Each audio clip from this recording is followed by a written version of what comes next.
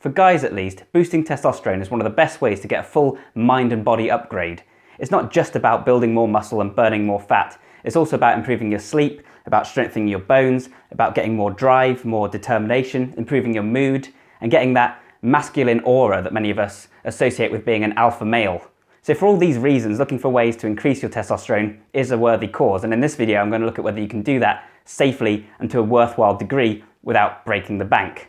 I'm going to look first at the supplements and the other chemical means by which you can increase testosterone, looking at whether any of them are worth it in terms of the risk, and then I'm going to go on to look at the lifestyle factors and other methods you can use to increase your T levels. So stay tuned and let's do that, shall we?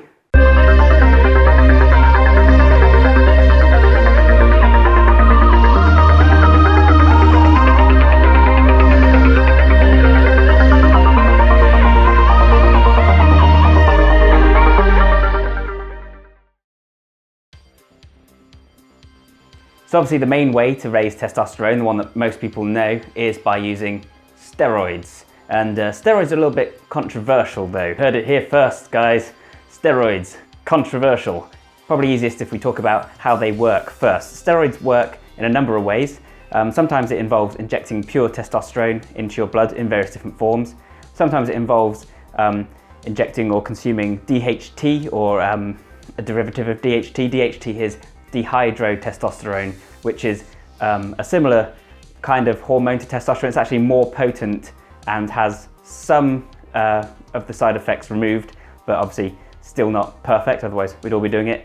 And the third way that a steroid can work is by binding to the androgen receptors. Those are the androgenic steroids. Steroids that bind to the androgen receptors mimic the way that testosterone works, and as far as your body is concerned, it has more testosterone in it.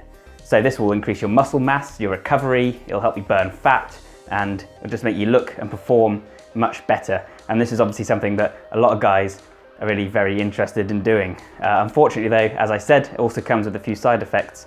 The first side effect is that it can cause the symptoms of high testosterone.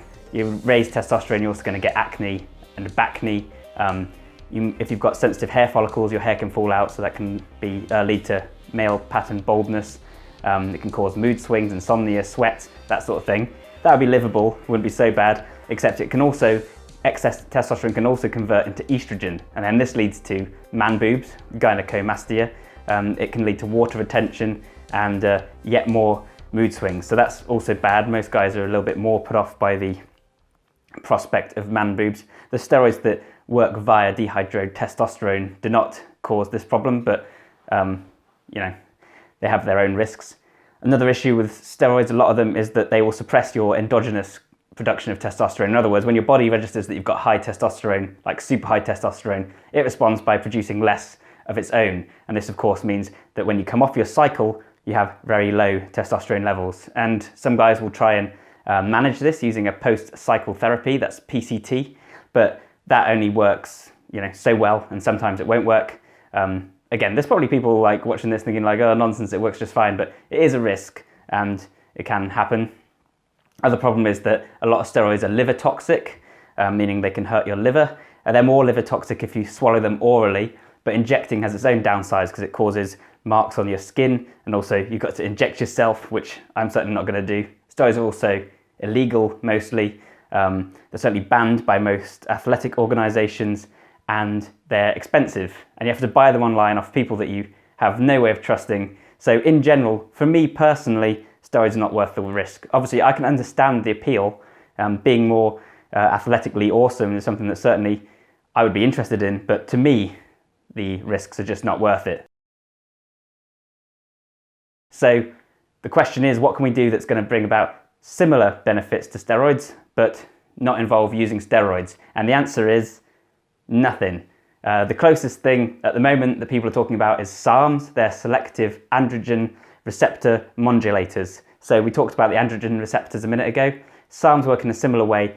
They bind to the androgen receptors, or they modulate the way they work, I think make them more sensitive. And this means that testosterone exerts its effect on those sites. Because they're selective, they only affect certain areas, and the idea is that SARMs will only affect your muscle and not the virility effects. So it won't cause the growth in hair around your body, or the deepness in voice, or the hair loss, etc. So that's the theory, and theoretically it sounds great, and people say that SARMs are safe, healthy, and that they bring all the positive effects with none of the side effects. But you know what they say, if it sounds too good to be true, it probably is not true. And yeah, results online from people reporting on it are very mixed. Some people say that it does suppress your testosterone levels. You'll have to do your own research on that. A lot of people say it's not as effective as steroids, and many people say it's not effective at all. It looks like you're creating a lot of the same risks with smaller benefits, and yeah, again, it's probably just not worth it. And then the big kicker is that SARMs are very expensive, prohibitively so. So that will put a lot of people off. The next peg down from that is probably prohormones. Prohormones are substances you eat that you take or whatever, and they get converted into testosterone or DHT. So you consume them, and then your body uses them to make something with the same effect as a steroid. Do they work? Well, I accidentally took a prohormone once, genuinely accidentally, because I was not the smartest tool in the shed back then. I thought it was a testosterone booster, but it was in fact a prohormone called Oxavar. I took it for a while, and I did see actually an increase in size and definition, and yeah, so I would say for me personally it worked. But the thing with these sorts of things is that your mileage will vary, and as we get further down this list, you'll find that a lot. So yeah, I took this and I found that I increased my muscle mass a little bit and cut a little bit, but at the same time I also had not mood swings, more just I was miserable. So it definitely affected my hormones in terms of my emotions, and again, probably not worth it. They're also not safe either. They can still be liver toxic, they can still suppress your natural testosterone levels, and the effects are much lower than steroids would be. So again, you're having a lot of the same risks, but none of the same benefits, or very reduced benefits. So with that in mind, again, to me, not worth it. So going even further back down the list, we now have testosterone boosters. Testosterone boosters are supplements, products that work by using ingredients that have been shown in studies normally to somehow affect testosterone levels positively. And this can again include all manner of different things. So you have saponins, which include the likes of Tribulus terrestris. This is a herb that's been shown to boost testosterone levels, I think via cholesterol. You have DAA, D-aspartic acid, and this works by increasing the amount of luteinizing hormone. It's been shown in studies to be effective, and some studies not to be effective. And then you have things like ZMA, which is zinc, magnesium, and vitamin B6. And basically all these things have been shown in studies to slightly increase your testosterone levels. And so the idea is you stick them all into one big pot and call it alpha male testosterone booster crazy max, and then you claim that it has effects similar to steroids. Obviously it doesn't have effects similar to steroids, it has very marginal effects. A lot of people say that these products don't work at all, and again, mileage will vary depending on who you are and who you ask, because we've all got different biology, and I think different things work differently for different people. But the point is that in these studies, in the best case scenario, you're looking at like a 30% increase in testosterone. Now, testosterone is measured in NGDL, which is nanograms per deciliter, or something like that. Anyways, normal is like 250 to up to 1,000, which would be really good if you had a 1,000 NG/DL. But if you take steroids, they can go up to several thousands, and some competitive bodybuilders have got insane numbers here, and apparently one guy even had 25,000. So if you are someone who's got a fairly average testosterone level, about 500, and then you take D-aspartic acid and it works perfectly, just as it did in the studies, then you're raising it by 30%, and 30% of 500 is 150 maybe, so you've gone up to 650 NGDL, and that's not actually going to make that much of a difference. So it has worked perfectly, but you haven't got more muscle mass, and you're not going to notice a lot of weight loss, and it probably won't even affect your mood that much. So again, is it worth it taking supplements like this? That's up to you. I've actually been testing DAA myself because I find it's the one that has the most compelling evidence. Some studies show it raising testosterone by a decent degree, Other studies have failed to replicate that, as is pretty much always the case. But what made me interested in it was the fact that a lot of people use DAA when they're coming off of a SARM cycle in order to get their testosterone levels back up to normal amounts. So that's one sign to me that it must at least be somewhat effective for people who have low testosterone, and probably therefore a little bit effective for those who have normal testosterone. So that's the other thing to keep in mind. As I said earlier, testosterone isn't just about building muscle and burning fat. And just because you're not raising it to steroid levels, which is dangerous anyways, that doesn't mean that it's not worthwhile. If you can increase your testosterone levels just a little bit, you can consider it almost like any other supplement just to improve your health, maybe a nootropic. So even if the results are subtle, in theory, increasing testosterone should help you heal from wounds slightly better, sleep slightly better, improve your mood, drive, recovery, and energy levels. And to me, all that is worth at least a little bit of money and experimentation. I'll be sure to let you know how my DAA experiments go in a future video, and also my experimentations with other testosterone boosters. But overall, for someone looking to get massive changes in their body composition, a testosterone booster is probably going to be money wasted. So instead, let's have a look at dietary and lifestyle changes that you can use. So in terms of your diet, you can provide your body with the precursors to create testosterone naturally. I said that ZMA, zinc, magnesium and vitamin B6, was a supplement you could use to increase testosterone. This is something you take just before bed. It helps you sleep better, and then during that rest you have an anabolic surge of growth hormone and testosterone. That's the idea anyways. So obviously you can get zinc, magnesium and vitamin B6 in your diet, and just doing that will be enough to give you a slight increase in testosterone. And hopefully things like this are going to add up and make a big difference. The most important thing to do though is to get more saturated fat. And the reason for this is that saturated fat, which is actually healthy for us now, we know, looking at more modern research, can increase your cholesterol levels, the good cholesterol, the HDL high density lipoprotein type. And when you do that, this increases testosterone. Why? Because your body makes its steroid hormones from cholesterol. That means that if you increase cholesterol, you're literally giving your body the raw materials to make more testosterone from. So many people recommend eating something like eggs just before bed, or full fat milk, and doing this just before bed because, again, sleep is when you produce the most testosterone. So by giving your body that supply that will be available as you're resting, in theory should increase your testosterone levels. I just wanted to quickly mention that as we're talking about using saturated fats, one alternative to using steroids that's reportedly quite effective actually is called GOMAD. That stands for a gallon of milk a day. And this is an extreme method for hard gainers and people who have very low testosterone, very fast metabolisms, in order to build muscle, bulk and size. And it obviously involves drinking a gallon of milk a day in order to get huge amounts of protein from it and large amounts of saturated fats in order to boost the testosterone. And obviously it's not terribly healthy. Too much of anything isn't good for you, and that much milk can definitely cause issues. So you're supposed to do this only for a short amount of time. But if you're desperate and you want something that's the closest thing to a legal alternative to steroids, I've not tried it personally, but I've heard reports that the results are close to a very mild steroid cycle in terms of the growth and the increase in size. But of course, this isn't something you can sustain. It's also pretty extreme and it causes bloating and spots as the best case scenario. So I don't recommend it, but just out of interest, if you wanted to know what a way to boost your anabolism was, it's quite extreme, but not steroids. That's it. Go mad. In terms of diet, an increase in saturated fat is probably the biggest improvement you can make, except also for one more, and that is to increase your intake of carbs. And not only to increase your intake of carbs, but to spread those carbs out nicely throughout the day.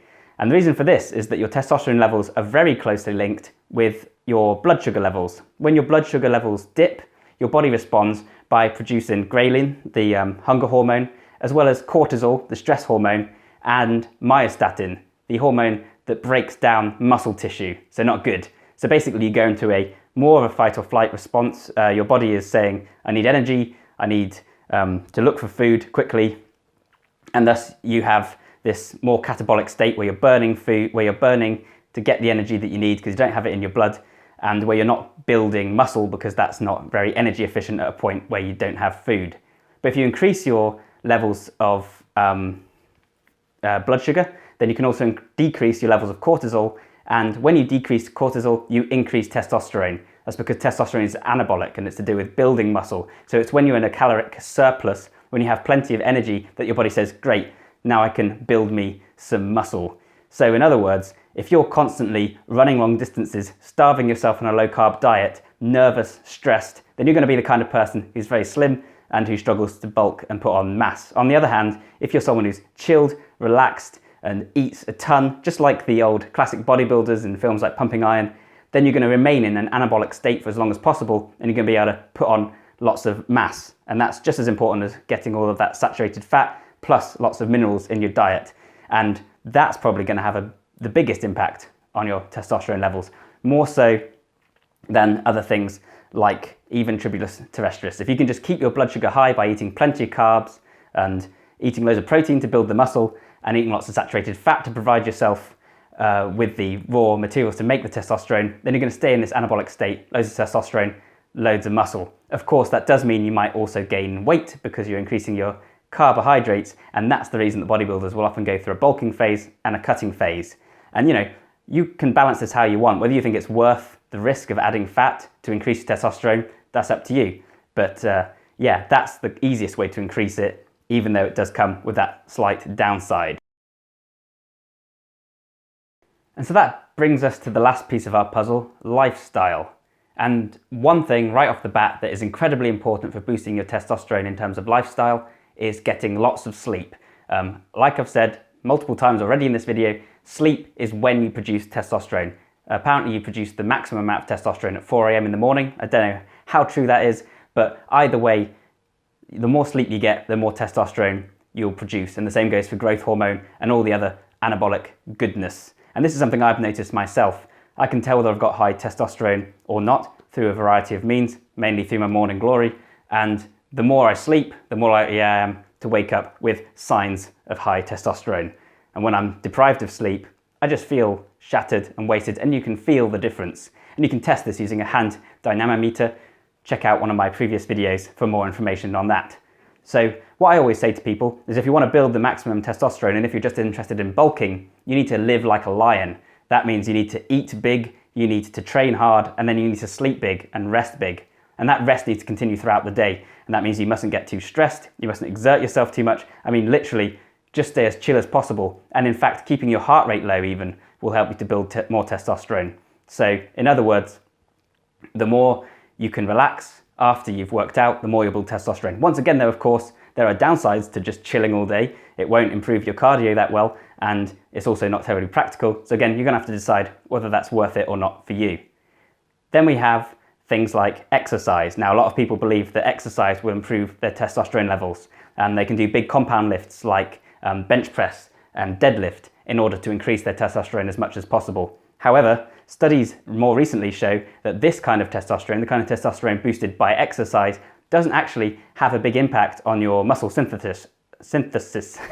And that could be because it's too short term a spike. Having sex also boosts your testosterone, but I don't think that's going to make anybody suddenly grow more muscle, or it might be because the amounts are too small. But it's been confirmed in 2 separate studies. Obviously more research needs to be done, but if you think you're boosting your testosterone levels by a huge amount by just squatting, you might be a little bit disappointed to find that the results aren't exactly what you think they are. And another problem with compound exercises, when you're using that argument, is that the only reason that compound exercises boost more testosterone is because you're using more muscles at once, creating more damage and thus releasing more metabolites. However, if you do a full body workout, isolating each muscle group, you'll still cause the same amount of muscle damage, you're still using the same number of muscles, and you'll still create the same amount of testosterone. So actually, I haven't seen many other people pick up on this yet, but squatting for testosterone might be a little bit misguided. Sorry to break the news, which isn't to say you shouldn't do it, it's got loads of other great benefits other than that. But yes, so that won't make a big difference. And I'm also not entirely sold on this whole idea of power positions to boost your testosterone. I don't think standing in the mirror like this in the bathroom is going to increase your testosterone to a point where you're feeling big changes in your muscle mass. However, if you can reduce stress, like I said, that will do it. And I think also boosting your confidence will increase testosterone. It's a kind of two-way correlation, easier said than done, not a quick means to grow your muscle, however. Oh, and one more that I forgot to mention get outside in the sun. Vitamin D is great for testosterone building. It acts as a kind of master key for many of your hormones, and it improves your sleep. And this is another one that I've noticed personally. Getting more sunshine, more time outside does help to increase my feelings of masculine virility. I've rambled on there for a good old while. Hopefully I've given you some ideas about how testosterone works, whether or not certain products are for you, and what some of the other means for boosting testosterone are. If I was going to just lay it out there, how I would recommend boosting testosterone, I would say get as much sleep as possible, try to avoid letting your blood sugar dip, especially if you're on a bulk, eat more saturated fats, get outside as well, and sure, maybe give some of those testosterone boosting supplements a go. I'm trying DAA, you might want to try that one, but don't pin all your hopes on it. It may well turn out to be a waste of your cash. So focus on the sleep, focus on the food, and good luck boosting that testosterone. So thanks for watching, guys. Hope you found that interesting or useful and didn't go on too much. Please let me know what you think in the comments below. And I just wanted to quickly show you my new home gym here that I've been setting up.